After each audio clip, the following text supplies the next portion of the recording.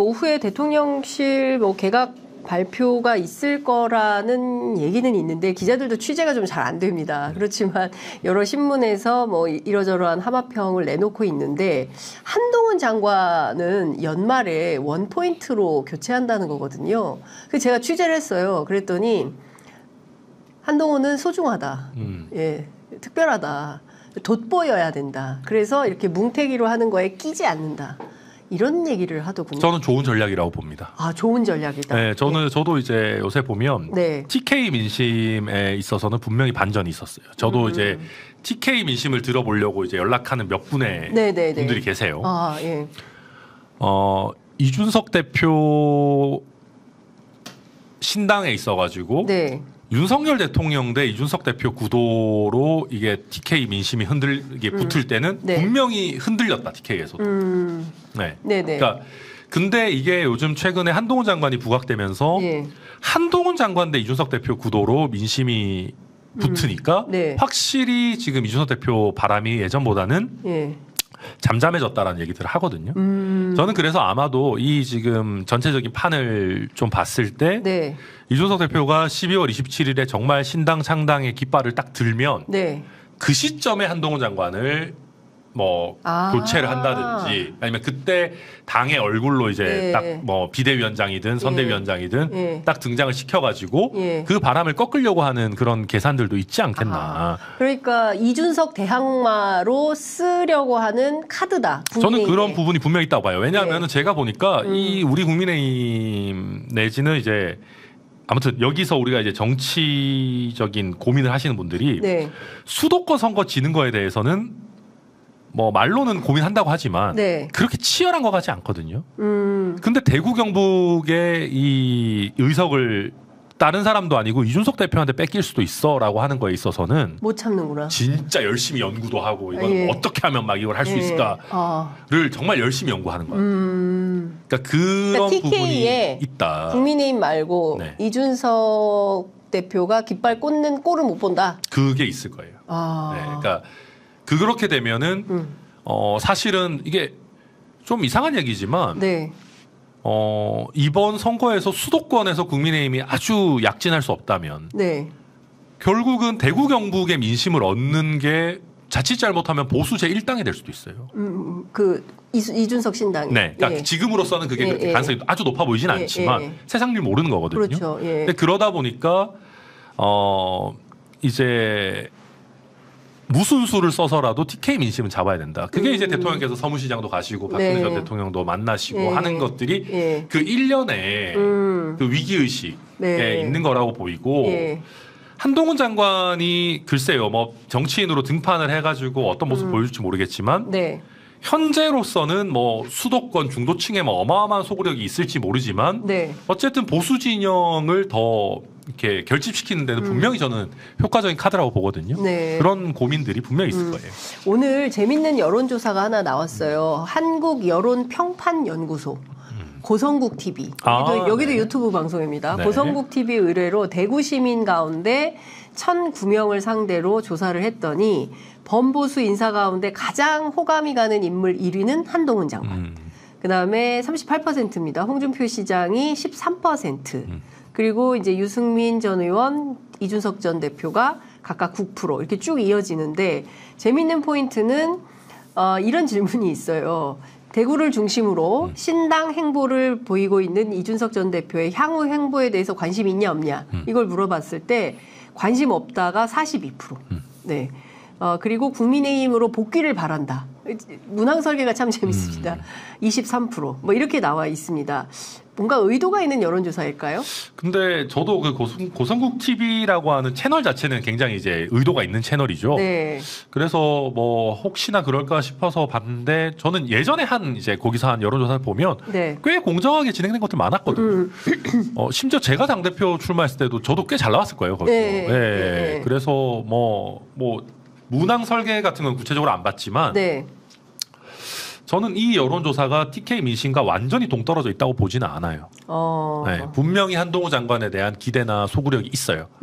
그래서 아마 제가 추측컨대는 이준석 대표 입장에서는 한동훈 장관이 차라리 빨리 링 위에 올라와서 정치인으로서 어려운 질문들에 대해서 답해야 된다라고 생각하는 것 같아요. 그러니까 왜냐하면 그 정치인들이 제일 인기가 좋을 때가 지금 한동훈 장관 같을 때거든요. 네. 현직에 있으면서 곤란한 질문 답 안 해도 되고. 칼집에 있는 칼. 그렇죠. 칼집에 있는 칼이죠. 그러니까 반기문 뭐 전 사무총장, 유엔 사무총장이나 뭐 많잖아요. 그런 분들이. 그러다 보니까 이준석 대표 입장에서는 막상 등장하게 되면 결국은 거품이 좀 꺼질 거다라고 보고 있는 거 아닌가 싶어요. 네. 예컨대 지금 민주당에 비해서 국민의힘은 그래도 젊은 정치인들이 이제 두각을 나타내는데 그 중에 이제 핵심이 뭐 이준석 대표나 그 다음에 이제 천하람 위원장, 뭐 천하용인 이렇게 지칭되는 분들이고 사실 국민의힘 내부에서는 한동훈 장관을 세게 이제 밀고 있는 이런 상황이라고 볼 수 있을 것 같은데요. 그러면 연말에 한동훈 장관이 이제 법무부 장관을 그만두고 국민의힘으로 입당을 한 다음에 총선 출마 선언을 한다면 어디로 갈까요? 대구에서 출마할까요? 명분이 있을 수 있죠. 대구 출마에. 요즘 트렌드가 이준석 나가는데 나도 나갈래가 엄청 많거든요. 아, 그래요? 네, 뭐 한 3-4명 있더라고요, 벌써. 근데 이제 지금 그런 얘기 하신 분들은 큰 의미 없는 분들이고. 근데 한동훈 장관이라면은 얘기는 좀 다르죠. 모양은 빠질 수 있지만 본인 입장에서도 그 한동훈 장관도 이미 거기 조언해주는 그룹이 있거든요. 한동훈 장관. 네. 김태원 변호사 말고도. 네, 뭐 김태원 변호사도 실제 친한 것 같은데, 근데 아마 뭐 포함해서든 조언해주는 그룹이 있는데 이번 기회에 TK와의 인연을 만들어 놓는 게 보수 정치인으로 성장하는데 나쁘지 않다라는 판단을 할 수 있어요. 한동훈 장관 스스로. 그리고 그랬을 때 그냥 갑자기 저 대구 갈래요 하면 사실 좀 이상하잖아요. 모양 빠지잖아요. 무슨 뭐 그냥 뭐 이재명 대표 갑자기 개항 갈래요 이런 거랑 비슷한 거라서. 근데 만약에 이제 뭐 이준석 대표와 경쟁을 하겠다라고 하면 나름의 명분이 있을 수도 있는 거라서 그런 고민도 있을 거라고 보고요. 근데 그게 아니면 그냥 일반적인 예상은 그냥 뭐 강남이나 뭐 강남 3구나 뭐 비례 정도를 많이들 보고 계시는 거 아닌가 싶어요. 비례라고 한다면 뭐 병립형으로 돌아갔을 때 비례 후순위로 들어가서 할까요? 아니면 후순위도 아닌 것 같은데 요새 지금 얘기 나오는 거 보면 1번은 이제 여성이어야 되니까 그렇고 해도 2번? 꽤 앞번호로 해야 된다라고 당내에서는 생각하고 있는 것 같은데. 한동훈 장관을 앞순위로 이거 너무 특혜 아닙니까? 근데 진짜 그런 것 같아요. 자, 그러면 한동훈 장관이 예컨대 정치로 나왔을 때 뭐 범보수 진영에서는 호감도 뭐 1위라고 한다고 치더라도 총선은 범보수끼리만 하는 선거는 아니고 뭐 범진보도 있고 중도도 있고 뭐 다양한 계층의 시민들이 있기 때문에 두루표를 받아야 당선되는 거 아니겠습니까? 자, 그런 차원에서 한동훈 장관이 국민의힘 선거에 큰 도움이 될까요? 투표장에 나가시게끔은 할 수 있죠. 그러니까 저는 도움이 안 된다고 보진 않아요. 그러니까 우리가 한동훈 장관을 너무 과소평가할 필요도 없다고 생각하고 보수 지지층 입장에서도 너무 질 것 같은 선거면 격전지에서 투표하러 안 가세요. 사실 지난번에 지방선거도 보면 보면 이제 민주당 지지 성향의 그 유권자들이 투표장에 많이 안 가셨어요. 어차피 질 건 이거 근데 한동훈 카드라는 게 있다라고 하면은 그래도 어찌 될지 모른다라는 생각을 가지실 수 있고 또 보수 지지층 입장에서는 그래도 미래 권력을 도와주기 위해서라도 내가 가서 해야지 이런 게 있을 수 있어요. 근데 그걸 넘어서 가지고 중도층이나 아니면은 뭐 일부 민주당에서 이탈 투표까지 할 수 있도록 할 거냐, 현재까지 보여준 모습으로는 그건 쉽지 않을 거라 봐요. 법조인이시잖아요. 그리고 뭐 주변에 많은 선후배 친구 동료분들 계실 것 같은데 한동훈 장관의 캐릭터가 정치에 잘 맞지 않는다라는 소문을 저는 들었습니다. 법조인 출신이 우리 천 위원장께서는 좀 어떻게 들으시나요? 근데 요새는 그래야 또 스타성이 있는 것 같기도 해요. 스타. 왜냐하면 뭐 까놓고 얘기해서 이준석 대표도 우리가 전통적인 정치인 느낌 아니잖아요. 그렇죠. 그러니까 진짜 그렇잖아요. 우리 답답해하는 사람도 있고 그래서.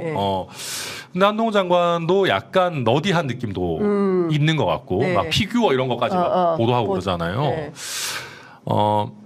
근데 어쨌든 간에 지금 국민의힘에 필요한 캐릭터성이 있는 건 맞아요. 왜냐하면 세련됐다라는 이미지를 가져올 수 있거든요. 그러니까 한동훈 장관을 싫어하는 분들은 한동훈이 뭐 세련됐어, 막 맨날 싸우기나 하고 뭐 막 하지만 네. 이게 보수 지지층에서 보는 건 달라요. 네. 네. 그러면 우리가 보면 우리 이제 민주화된 이후에 대통령들을 보면 캐릭터가 거의 극과 극으로 가거든요. 노무현 대통령에서 이명박 대통령, 네. 이명박에서 박근혜, 이것도 같은 당이지만 캐릭터 다르잖아요. 그러니까 네. 되게 자수성가형 분과 약간 뭐 반인 반신의 딸 뭐 이런 거 이게 계속 바뀌어요, 이렇게. 네. 그러다가 또 문재인 대통령 나오고 사실은 그러기 때문에 문재인 대통령이었기 때문에 이번에 굉장히 스트롱맨 스타일의 후보들이 약진했던 거거든요. 뭐 윤석열, 이재명, 홍준표 이런 분들. 네. 그러니까 약간 점잖은 스타일의 이낙연, 뭐 정세균, 네. 유승민 이런 분들은 안 되는 거예요. 사실 뭐래도. 그러면 윤석열 대통령이 약간 스트롱맨 같은 스타일이라면은 다음 대통령은 약간 더 섬세하고 세련되고 부드럽고 이런 쪽으로 트렌드가 넘어갈 수 있어요. 네. 근데 그거를 보수 지지층에서 특히 윤석열 대통령을 좋아하는 쪽에서 가장 부담스럽지 않게 이어받을 수 있는 캐릭터가 현재로서 한동훈 장관이거든요. 네. 네. 그래서 그런 부분에 있어가지고는 뭐 나름의 소구력이 있다. 네. 저는 그렇게 봐요. 그렇군요. 네.